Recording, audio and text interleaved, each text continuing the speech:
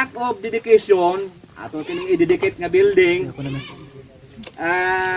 Ang sequence nini, nalay ka na kita responsive. Mo response lang mo. Ang atong act of dedication, pinagi og prayer. Dahil mo response mo, ang response ninyo, Amen. ang inyong response, we dedicate this house to God the Father, the Son, and the Holy Spirit. No? Ang inyong response unya sa congregation. Tubag. O, dito ang tata, galing kay init man. Diri lang ta. Pagkating og ribbon, dito na lang ni. O busabay lang pun mo ha. So,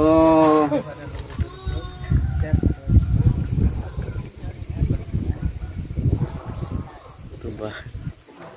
sa kuno akong i-usbon ako ang response sa congregation, ang sequence sa atong act of dedication ini nga building through prayer. Pero natay ka nang gitawag responsive message. Ang inyong response, we dedicate this house to God the Father, the Son, and the Holy Spirit. Okay na? So, to the glory of our Father, from whom good things and perfect things, and to the honor of Jesus Christ our Lord, the Savior, the mediator between God and man, to the praise of the Holy Spirit, our teacher and our comforter, the source of life and light. To you, dear God, the Father, the Son, and the Holy Spirit, we dedicate this house. So, in grateful remembrance to all the members of the Grace Gospel Church of Christ of Pandan, also members of the body of Christ, and faithful believers of our Lord Jesus Christ, whom to God be the glory. Response. We dedicate this house to the Father, the Son, and the Holy Spirit.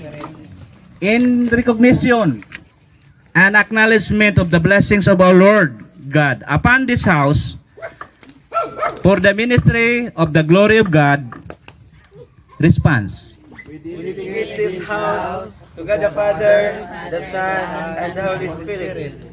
As a free will offerings and thanksgiving and praises, as a tribute of gratitude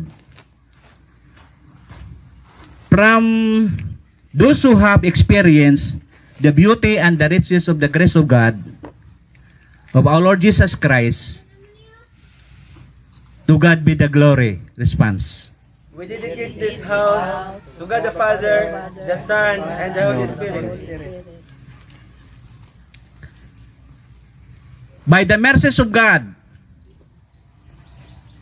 and the unlimited care of our Lord Jesus Christ, be always in this house. Response. We dedicate this house to God the Father, the Son, and the Holy Spirit. Amen. So, before siguro tamo adto sa cutting of ribbon, ato sang kantahon ng We Will Serve the Lord. O, manindot ta.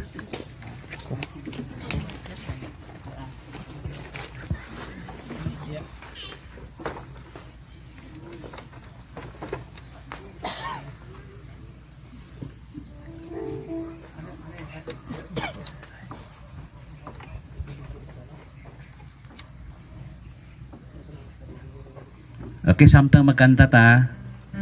Kato ta dito. Sige ka pong kanta dayon magkating nun niya. Okay? Asa? Bunting din. Bunting.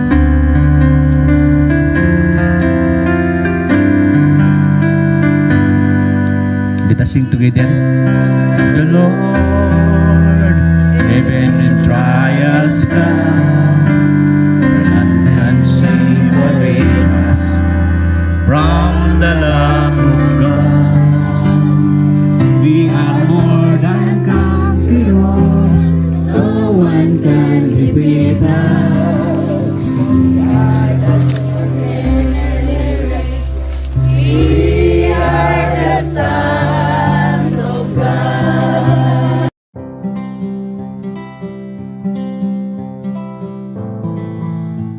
Lord. We will serve the Lord. We will serve the Lord. As for me and my house, we will serve the Lord. As for me, we will serve the Lord. Heaven will try us come, for none can separate us from the love of God.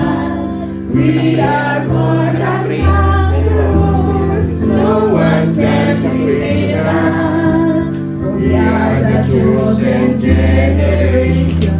We are the sons of God. We will serve the Lord. We will serve the Lord. As for me and my house, we will serve the Lord. We will serve the Lord. We will serve the Lord. As for me and my house, we will serve the Lord. As for me and my house, we will serve the Lord. Lord, we thank you so much for the heart of this privilege, Lord, that serving you, Lord, is a great privilege for all the believers. Thank you so much, Lord, for the salvation na kami po'y tinawag mo, Panginoon, sa ministry. And especially, Lord, ang bawat isa namin dito ay witness po, Lord, na itong building na ito ay maging instrumento po upang mapalawak po ang magandang balita, lalo na sa kaligtasan. Ito po, Panginoon, ang pagtunay kung gaano ka namin kamahal. At itong pagmamahal na ito ay hindi lamang sa pamagitan ng materials, lalo na sa mga katotohanan, Panginoon. At ito, ngayon, Panginoon, ialay namin ito sa iyo. At kami po yung mga kasangkapan lamang at gamitin mo kami in a purposeful way. In Jesus, we ask and pray. Nagaduwal mi amahan sa mong presensya ng kapunon karon. Panang pagpasalamat. Nagapasalamat kami ug dako bisan pa ning panghitabo karon. Din among i-offer ang usa ka building bisan pa ang sulod niini diha sa imong mga buluhaton. Amen. Gamita amahan ang mga pastor ini nga dapit Yes. aron kini nga programa, kini nga mga ehekutibo nga mga pamaagi moabot og mudangat gayon ngadto sa mga katawhan nga wala pa makailakan nimo. Kaya kung pagampo amahan nga dugangan nimo among gugma, kadasig, bisan pa effort amahan sa among mga bandihaanong mga bahin nga among ihatag kayo diha kanimo tungod kay nasayod kami nga kini lumalabay lamang. Amen. Apan ang buluhaton nga diin pinasika diha sa imong kamatayon sa krus sa Kalbaryo, Amen. mao gayong mulungtad hangtod sa kahangturan. Yes, Lord. Usab mo among pagampo amahan, gamita kami bisan pa ning iglesia sa Pandan Yan.